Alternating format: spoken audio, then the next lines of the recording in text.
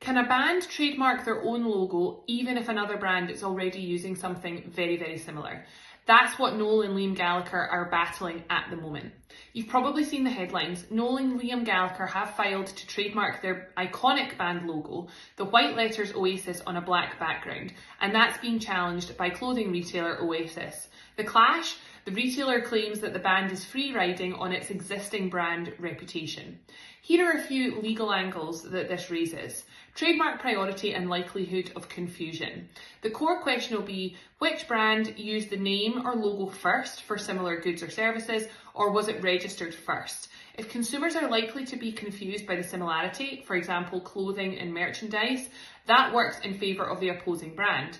Free riding claims. The retailer is alleging the band would unfairly benefit from the retailer's established reputation. Legally, free riding is a flavour of unfair advantage under trademark or brand law, but it's not always easy to prove, especially if the band can show that they independently developed their logo or brand identity. Logo versus wordmark distinction. The dispute seems not just to be over the word Oasis, but also the actual design of the logo itself. Visual identity matters. How close are the designs, stylisation, colour contrast, font, etc. If the band's logo is visually distinct, they may have stronger grounds. Goods services overlap. What goods is the band applying for their trademark to cover? Clothing, merchandise, cosmetics.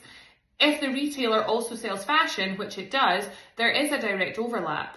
If some goods are outside the retailer's existing offering, that either reduces risk or it opens up legal space for coexistence or coexistence arrangements. Resolution pathways. Mediation is likely before any formal hearing at the UK Intellectual Property Office or at tribunal. A possible outcome is coexistence. Both parties agreeing on limits, geographic, product category limits, so they don't step on each other's toes, but they can both coexist nicely. Or one side could withdraw or modify its application or design.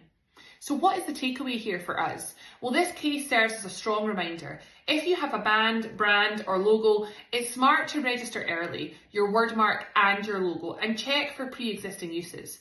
When you register, think carefully about which goods and services you would want protection over. Be aware that free riding can be a serious claim in trademark law, and similarity and confusion are not just theoretical, they're what offices and courts will look at. If you're building a brand, logo or designing merchandise or anything else and want to make sure that your trademark is safe before someone else stakes a claim, DM me or comment below. I'd be happy to walk you through what you should do now to protect your rights and what the key next steps for you should be.